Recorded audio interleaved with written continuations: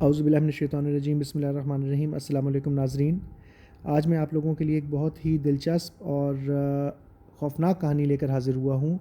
جو کہانی میری زندگی میں سب سے زیادہ جو مجھے پسند رہیں ان میں سے ایک ہے۔ اس کا نام ہے سنگ مرمر کی انگلی۔ میری ریکویسٹ یہ ہے کہ اگر آپ کو یہ کہانی پسند آئے تو میرے چینل کو سبسکرائب کیجئے، لائک کا بٹن اور بیل آئیکن دبا دیجئے تاکہ آپ لوگوں کو مزید اس طرح کی کہانیاں سننے کو مل سکیں۔ اور میں اس چینل پر نیا ہوں، اس لیے میری حوصلہ افزائی کیجیے اور اپنے عزیز و اقارب اور دوستوں میں میری یہ ویڈیو شیئر کیجیے۔ Thank you. آئیے شروع کرتے ہیں۔ سنگ مرمر کی انگلی۔ مجھے کہانیاں گھڑنے اور مبالغہ آمیز باتیں کرنے کا کوئی شوق نہیں۔ اس کے باوجود کچھ لوگ میری داستان کو من گھڑت قرار دیں گے، حالانکہ اس کا حرف حرف سچ پر مبنی ہے۔ اسکاٹ لینڈ کی ایک چھوٹی سی بستی میں جو لرزہ خیز اور ناقابل یقین واقعات مجھے پیش آئے، ان کا تصور آج بھی مجھ پر کپ کپی طاری کر دیتا ہے۔ ڈاکٹر کیلی اس واقعے کا عینی شاہد ہے اور وہ آج بھی زندہ ہے۔ میرے ساتھ جو بیتی اسے مختصر الفاظ میں قلم بند کرتا ہوں۔ شادی سے پہلے میں کبھی کسی چیز کی پرواہ نہیں کیا کرتا تھا۔ اپنی بنائی ہوئی تصاویر کو فروخت کر کے جو رقم حاصل ہوتی تھی اسے اڑا دیا کرتا تھا۔ اس کا نتیجہ یہ ہوا کہ جب میری شادی ہوئی تو میرے پاس نہ ذاتی مکان تھا، نہ کار تھی، نہ ہی بینک بیلنس تھا۔ لارا افسانہ نگار تھی، چنانچہ ہمیں چند ہی روز میں آٹے دال کا بھاؤ معلوم ہو گیا۔ ہم دونوں نے طے کیا کہ ہم باقاعدہ بجٹ بنائیں گے۔ جب ہم دونوں نے اپنی اوسط آمدنی کے حساب سے بجٹ تیار کیا تو معلوم ہوا کہ ہم شہر میں مکان لینے کی عیاشی نہیں کر سکتے تھے۔ چنانچہ ہم نے قصبے میں کسی کاٹیج کی تلاش شروع کر دی۔ کافی عرصے تک تو ہمیں کوئی کاٹیج نہ مل سکا۔ پھر پراپرٹی ڈیلرز اور اسی قسم کے دوسرے معاونین سے تنگ آ کر ہم نے خود قصبے میں جا کر کاٹیج کی تلاش کرنے کا فیصلہ کیا۔ اسکاٹ لینڈ کی ایک چھوٹی سی بستی جو کہ پہاڑیوں میں گھری ہوئی تھی اور ایک چھوٹی سی وادی میں واقع چند کاٹیج نما مکانات پر مشتمل تھی۔ ہم دونوں وہاں ایک چرچ دیکھنے گئے تھے کہ اچانک ایک کاٹیج پر خالی ہے کی تختی لگی دیکھی۔ یہ کاٹیج باقی تمام گھروں سے کوئی 2 میل کے فاصلے پر موجود تھا۔ چاروں طرف خوشنما درختوں سے گھرا ہوا اور پرسکون۔ ہم نے فوراً اسے خریدنے کا فیصلہ کر لیا۔ کاٹیج تھا بھی بے حد سستا، دونوں طرف باغ بھی تھا اور کھڑکیوں سے کھیت اور سمندر نظر آتا تھا۔ ہم نے ایک بوڑھی دیہاتی عورت کو گھر کے کام کاج کے لیے ملازم رکھ لیا تو وہ معمولی درجے کا کھانا پکاتی تھی، لیکن باغبانی میں اسے بڑی مہارت حاصل تھی۔ کام کرتی جاتی اور قسم قسم کے پودوں کو اگانے کے طریقے بھی بتاتی جاتی۔ اسے بھوت پریت کے قصے بھی ازبر تھے۔ لارا ان قصوں کو بڑی دلچسپی سے سنتی اور پھر انہیں اپنے افسانوں اور کہانیوں میں منتقل کر کے رسالوں میں شائع ہونے کے لیے بھیج دیتی۔ اس روز رات کو کھانا کھانے کے بعد اپنے واحد پڑوسی ڈاکٹر کیلی کے ساتھ چہل قدمی کے لیے باہر نکل گیا۔ لارا ایک کہانی لکھنے میں مصروف تھی۔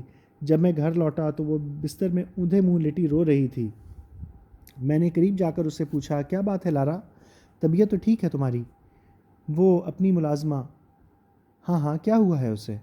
میں نے کچھ مطمئن ہو کر پوچھا۔ وہ ملازمت چھوڑ کر جا رہی ہے۔ کہہ رہی تھی بھتیجی بیمار ہے، لیکن مجھے اس پر یقین نہیں ہے کیونکہ اس کی بھتیجی تو بہت عرصے سے بیمار ہے۔ میرے خیال میں تو اسے کوئی بہکا رہا ہے۔ اس کا رویہ کچھ بدلا ہوا سا تھا۔ اوہو، تو اس میں اداس ہونے کی کیا بات ہے؟ میں نے رومال سے اس کے آنسو خشک کرتے ہوئے کہا۔ تم مذاق کر رہے ہو؟ یہاں فکر سے میری جان نکلی جا رہی ہے۔ دیہاتی لوگ تو عقل سے پیدل ہوتے ہیں، اگر ایک نے ملازمت چھوڑ دی تو کوئی دوسرا بھی کام کرنے پر تیار نہ ہوگا۔ اوہ گاڈ، وہ گہری سانس لے کر بولی، اب کھانا بھی پکانا ہوگا، برتن بھی دھونا ہوں گے اور تمہیں پانی بھرنا ہوگا اور صفائی میں میرا ہاتھ بٹانا ہوگا۔ بتاؤ پھر میں کہانیاں کیسے لکھوں گی اور تم تصویریں کیوں کر بنا پاؤ گے؟ پھر پیسے کہاں سے آئیں گے؟ میں نے اسے بہت سمجھایا کہ ان تمام کاموں کے بعد بھی ہمارا کافی ٹائم بچ جائے گا، لیکن لارا بیچاری کی سمجھ میں نہ آیا۔ اچھا دیکھو، میں خود ملازمہ سے بات کروں گا، شاید وہ تنخواہ بڑھانا چاہتی ہو۔ بہرحال جو صورتحال بھی ہوگی دیکھا جائے گا۔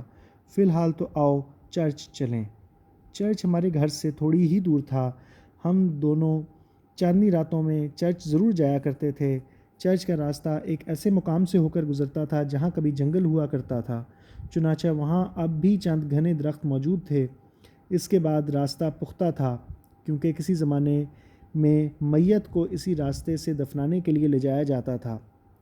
چرچ کا بیرونی دروازہ لوہے کا تھا، اس کے فوراً بعد مضبوط لکڑی کا ایک اور دروازہ تھا۔ اندر ہال کی تمام کھڑکیاں رنگین تھیں، ان میں رنگین شیشے لگے ہوئے تھے، لیکن قربان گاہ کے دونوں اطراف پتھر کی بڑی سلوں پر 2 فوجیوں کے مجسمے بنے ہوئے تھے۔ یہ فوجی آہنی خود پہنے ہوئے تھے۔ عجیب بات یہ تھی کہ اگر چرچ میں روشنی کی ایک کرن بھی داخل ہو جائے تو یہ دونوں شبیہیں جگمگا اٹھتی تھیں۔ ان کے نام کہیں بھی موجود نہیں تھے، لیکن مقامی لوگوں کی نظر میں یہ روایات مشہور تھیں کہ دونوں بدکماش قسم کے آدمی تھے۔ ان کی حرکتوں کی بدولت زمین اور آسمان میں کہیں ان کا ٹھکانہ نہ تھا، حتیٰ کہ ان کا گھر۔ دلچسپ بات یہ تھی کہ ان کے مسمار شدہ مکان کی بنیادوں پر ہمارا کاٹیج تعمیر کیا گیا تھا، تو ان کا گھر بھی آسمانی بجلی کے قہر سے تباہ ہو گیا۔ پھر ان کے آباء و اجداد کی دولت نے ان کے مجسموں کو چرچ میں جگہ عطا کر دی تھی۔ رات کو چرچ بہت خوبصورت لگتا تھا۔ چرچ کے اطراف لگے ہوئے درختوں کے سائے کھڑکیوں کے راستے اندرونی ستونوں پر منتقل ہو کر عجیب شکلیں بناتے۔ ایسے میں ہم پر عجیب سی کیفیت طاری ہو جاتی اور ہم گھنٹوں بے حس و حرکت بیٹھے رہتے۔ کبھی ہم باہر کے باغ میں سیمنٹ کی بینچ پر بیٹھ جاتے، لارا میرے شانے پر سر رکھ دیتی اور رات دھیمے دھیمے گزرتی رہتی۔ میں چاندنی رات کی اداس خوشی سے مسحور ہو کر آنکھیں بند کر لیتا۔ بہت دیر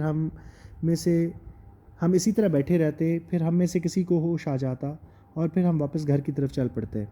ہماری ملازمہ دوسرے دن آئی تو میں نے فوراً اسے اپنے کمرے میں طلب کیا۔ ہاں، یہ تم نے ملازمت چھوڑ کے جانے کا قصہ کیا شروع کر دیا ہے؟ جناب، میں یہ مہینہ ختم ہونے سے پہلے ہی یہاں سے چلی جانا چاہتی ہوں، وہ سر جھکا کر ادب سے بولی۔ کیا تمہیں ہم سے کوئی تکلیف پہنچی ہے؟ جی نہیں، آپ اور بیگم صاحبہ تو مجھ پر بہت ہی مہربان ہیں۔ پھر کیا بات ہے، تنخواہ کم ہے کیا؟ تو پھر تم کیوں ملازمت چھوڑنا چاہتی ہو؟ جی بس میں یہاں سے جانا چاہتی ہوں، وہ کچھ جھجک کر بولی۔ دراصل میری بھتیجی بہت بیمار ہے۔ مگر وہ تو بہت عرصے سے بیمار ہے، تم 1 ماہ اور نہیں رک سکتی؟ جی نہیں، مجھے تو جمعرات سے پیشتر ہی جانا ہے اور آج پیر کا دن تھا۔ لیکن تمہیں یہ پہلے بتانا چاہیے تھا، اب عین وقت پر ہمیں کوئی دوسری ملازمہ بھی نہیں مل سکتی، اور تمہاری بیگم صاحبہ کی صحت بھی تو خراب ہے۔ تم 1 ہفتے ہی رک جاؤ، اگر ہو سکا تو میں اگلے ہفتے واپس آ جاؤں گی۔ تو اس ہفتے جانا کیا ضروری ہے؟ دیکھو، اصل بات بتا دو، تم کچھ چھپا رہی ہو۔ ملازمہ نے اپنی شال کو اچھی طرح سے لپیٹا جیسے اسے سردی کا احساس ہوا ہو، پھر اٹک اٹک کر بولی۔ میں نے سنا ہے صاحب کہ یہاں پرانے زمانے میں ایک بہت بڑا گھر تھا اور یہاں پر عجیب عجیب واقعات ہوا کرتے تھے۔ ملازمہ نے جس انداز میں عجیب کا ذکر کیا، وہی انسان کو لرزا دینے کے لیے کافی تھے۔ اچھا ہوا کہ لارا اس وقت یہاں موجود نہیں تھی۔ اس کی حساس اور تخیل پرست طبیعت ذرا سی بات سے متاثر ہو جاتی تھی۔ اگر وہ اس وقت یہاں ہوتی تو ملازمہ کا خوف بھرا لہجہ اور اس کے الفاظ سن کر فوراً گھر چھوڑ دینے کا تقاضا کرتی۔ ہاں، پوری تفصیل بتاؤ، مجھے خود ان باتوں پر اعتقاد ہے، اس لیے مذاق نہیں اڑاؤں گا۔ اس جملے میں آدھی سچائی بھی تھی۔ صاحب، اس کی آواز اور دھیمی ہو گئی تھی۔ آپ نے چرچ میں مقدس قربان گاہ کے دونوں طرف وہ 2 شبیہیں دیکھی ہیں نا؟ وہ 2 فوجی کے مجسمے؟ میں نے دلچسپی ظاہر کرتے ہوئے کہا۔ جی ہاں، وہی 2 لاشیں جنہیں سنگ مرمر میں قید کر دیا گیا ہے، وہ بولی، اور پھر مجھے دل میں اعتراف کرنا پڑا کہ ان 2 شبیہوں کی تعریف اس سے زیادہ اچھے الفاظ میں نہیں کی جا سکتی تھی۔ لوگ کہتے ہیں کہ یہ دونوں لاشیں پیغمبروں کی رات کو زندہ ہو جاتی ہیں اور اپنے سنگ مرمر کے جسم کے ساتھ باہر نکل جاتی ہیں۔ ٹھیک 11 بجے وہ چرچ سے نکل کر قبرستان سے ہوتی ہوئی جنگل کی طرف چلا کرتی ہیں۔ اگر اس رات بارش سے زمین گیلی ہو تو صبح ان کے قدموں کے نشانات بھی نظر آتے ہیں۔ لیکن یہ دونوں جاتے کہاں ہیں؟ میری دلچسپی تو واقعی کئی گنا بڑھ چکی تھی۔ وہ اپنے گھر آتی ہیں، اور اگر کوئی ان کے سامنے آ جائے تو میں نے پوچھا۔ لیکن نہیں، اس نے اپنا جملہ مکمل نہیں کیا۔ پھر وہ یہی کہتی رہی، بھتیجی بیمار ہے اور وہ رک نہیں سکتی۔ صاحب، آپ پیغمبروں کی رات کو سر شام ہی دروازہ بند کر لیجئے گا اور دروازے پر صلیب کا نشان بھی بنائیے گا۔ ملازمہ نے خلوص کے ساتھ مشورہ دیا۔ لیکن کسی اور نے بھی کبھی انہیں چلتے پھرتے دیکھا ہے؟ پچھلے سال یہاں کون رہتا تھا؟ کوئی بھی نہیں۔ مکان کی مالکہ صرف گرمیاں گزارنے یہاں آتی ہیں، پھر لندن واپس چلی جاتی ہیں۔ پھر وہ کچھ سوچ کر بولی، مجھے افسوس ہے میں نے آپ کو پریشانی میں مبتلا کر دیا۔ میں نے لارا سے ان باتوں کا تذکرہ کبھی نہیں کیا۔ میرا خیال تھا کہ پیغمبروں کی رات گزر جانے کے بعد لارا کو بتا دوں گا۔ اگلے ہی دن میں سب کچھ بھول چکا تھا۔ جمعہ رات کو ملازمہ رخصت ہو گئی۔ جانے سے پہلے وہ لارا سے بولی، آپ فکر نہ کریں بیگم صاحب، اگر میری ضرورت پڑے گی تو اگلے ہفتے آپ مجھے بلوا لیجیے گا۔ جمعرات گزر گئی اور جمعہ آ گیا۔ اس روز میں سویرے ہی بیدار ہو گیا۔ میں نے چولہا جلا کر چائے کا پانی رکھ دیا۔ اسی وقت لارا دوڑتی ہوئی باورچی خانے میں داخل ہوئی۔ اس کا چہرہ صبح کی دھوپ کی طرح روشن اور بشاش لگ رہا تھا۔ ہم دونوں نے ناشتہ تیار کیا، بہت لطف آیا۔ گھر کی صفائی بھی مل جل کر کی گئی۔ اس کے بعد کتابوں کو جھاڑ پونچھ کر رکھا گیا۔ دوپہر کے کھانے کے بعد ہم نے تلا ہوا گوشت اور سلائس کھائے۔ لارا اس روز اتنی سمارٹ لگ رہی تھی کہ میں یہ نتیجہ اخذ کرنے پر مجبور ہو گیا کہ گھریلو کام کاج اس کے لیے بہت ضروری ہے۔ اپنی مختصر سی ازدواجی زندگی میں اتنے خوش ہم پہلے کبھی نہیں ہوئے تھے۔ پھر سپہر کو ہم دونوں چہل قدمی کے لیے نکلے۔ وہ لمحات واقعی یادگار بن گئے۔ آسمان پر بادل چھائے ہوئے تھے، ہوا دھیمے دھیمے پھولوں سے اٹکیلیاں کرتی ہوئی گزر رہی تھی۔ جب فضا میں خنکی بڑھنے لگی تو ہم دونوں ہاتھ میں ہاتھ ڈالے واپس آ گئے۔ تم کچھ اداس سی ہو، میں نے کمرے میں داخل ہوتے ہوئے کہا۔ مجھے یقین تھا کہ لارا تردید کرے گی کیونکہ میں خود زیادہ تر خاموش ہی رہا تھا، لیکن یہ خاموشی اداسی کی وجہ سے نہیں تھی۔ میری توقع کے برعکس لارا بولی، ہاں مجھے کچھ بے چینی سی ہے، شاید میری طبیعت ٹھیک نہیں ہے۔ 2-3 دفعہ مجھے لرزہ سا ہوا، حالانکہ آج سردی بھی زیادہ نہیں ہے۔ پھر وہ قدرے توقف کے بعد بولی، بعض اوقات انسان کو ہونے والے حادثات کا پہلے سے ہی علم ہو جاتا ہے۔ تمہارے ساتھ کیا ایسا اتفاق ہوا ہے کبھی؟ نہیں تو، میں نے مسکرا کر جواب دیا۔ اگر ہوتا تب بھی میں اسے اتنی اہمیت نہ دیتا۔ مجھے تو اس پر یقین ہے کیونکہ جس رات میرے والد کا انتقال ہوا مجھے پہلے ہی علم ہو گیا تھا، حالانکہ وہ اس وقت اسکاٹ لینڈ میں تھے۔ میں کچھ نہ بولا۔ وہ خاموش بیٹھی آتش دان میں جلتے ہوئے شعلوں کو دیکھتی رہی، پھر اٹھ کر کرسی کے پیچھے آئی اور بولی، آؤ شمع جلائیں، پھر ہم دونوں گیت گائیں گے۔ ہم دونوں کافی دیر تک پیانو پر گیت گاتے رہے۔ 10:30 بجے میرا پائپ پینے کو جی چاہا۔ میں ہر روز سونے سے پہلے رات کو پائپ پینے کا عادی ہوں، لیکن اس روز لارا کا چہرہ اتنا زرد لگ رہا تھا کہ میں نے کمرے میں تمباکو کا دھواں پھیلانا مناسب نہ سمجھا۔ میں ذرا باغ جا رہا ہوں، پائپ ختم کر کے آتا ہوں۔ میں بھی ساتھ چلوں گی۔ نہیں، تم آرام کرو، صبح سے تھک گئی ہو، تم سو جاؤ، ورنہ مجھے کل سارا کام خود کرنا پڑے گا۔ یہ کہہ کر میں باہر جانے کے لیے مڑا۔ لارا نے کہا، جیک، اچھا تم جلدی لوٹ آنا، بس ابھی آیا۔ میں بیرونی دروازے کو بھیڑ کر باہر نکل آیا۔ کیا حسین رات تھی۔ سیاہ بادلوں کے ٹکڑے آسمان پر آوارہ گردی کر رہے تھے۔ کبھی چاند بادلوں کی گود میں منہ چھپا لیتا، کبھی اس کی سفید روشنی چاروں طرف چاندی سی بکھیر دیتی۔ میں ہولے ہولے آگے بڑھتا رہا۔ چاروں طرف سکوت، گہرا سکوت طاری ہوا۔ ہوا بھی درختوں کے درمیان سے دھیمے دھیمے گزر رہی تھی کہ چاندنی رات کا سوگوار حسن اجڑنے نہ پائے، کہ دور سے چرچ کا ٹاور آسمان کو چھوتا ہوا نظر آ رہا تھا۔ میں فضا میں رچی ہوئی خوشبو کو اپنے اندر جذب کرتا ہوا چرچ کی طرف بڑھا۔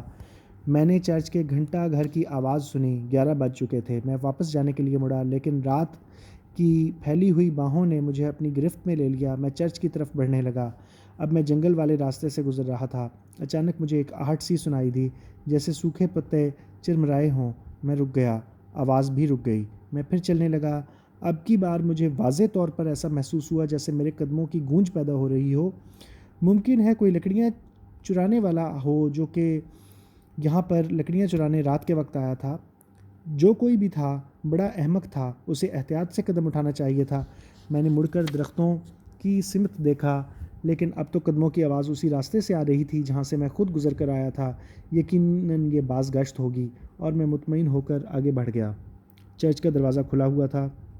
مجھے اپنی غلطی پر ندامت ہونے لگی کہ کل دروازہ کھلا ہی چھوڑ آیا تھا۔ یقیناً سیلی ہوا سے چرچ میں لگے ہوئے قیمتی مگر بے حد پرانے پردوں کا رنگ خراب ہو گیا ہوگا۔ میں اندر داخل ہو گیا۔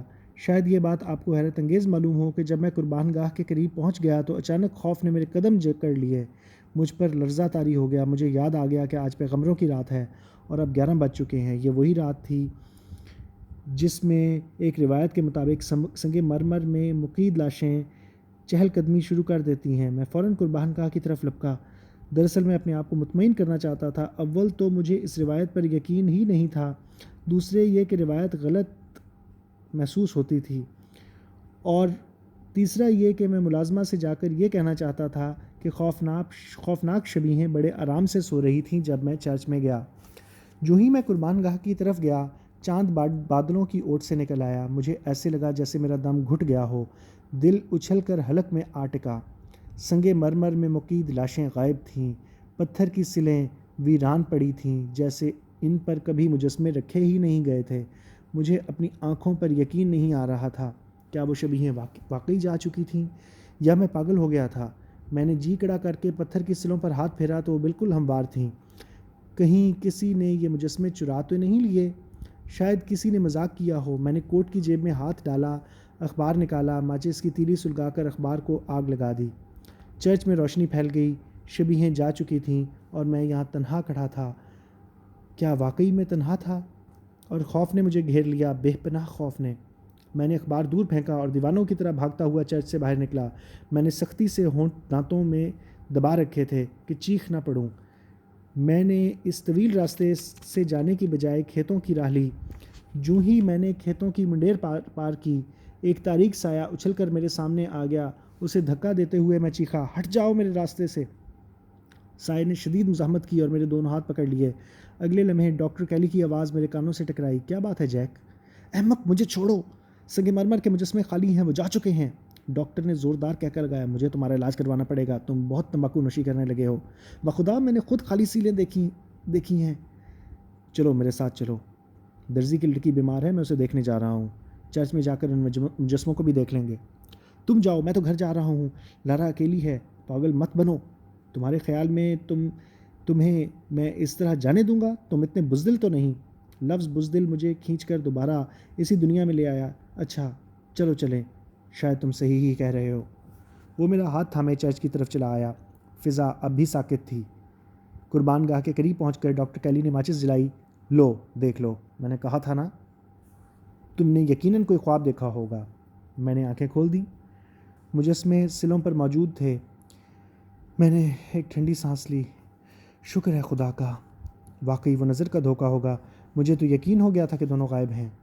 دیکھو تم سر پر ذرا تیل لگا لیا کرو، مجھے تمہاری دماغی کیفیت پر کچھ شبہ ہونے لگا ہے۔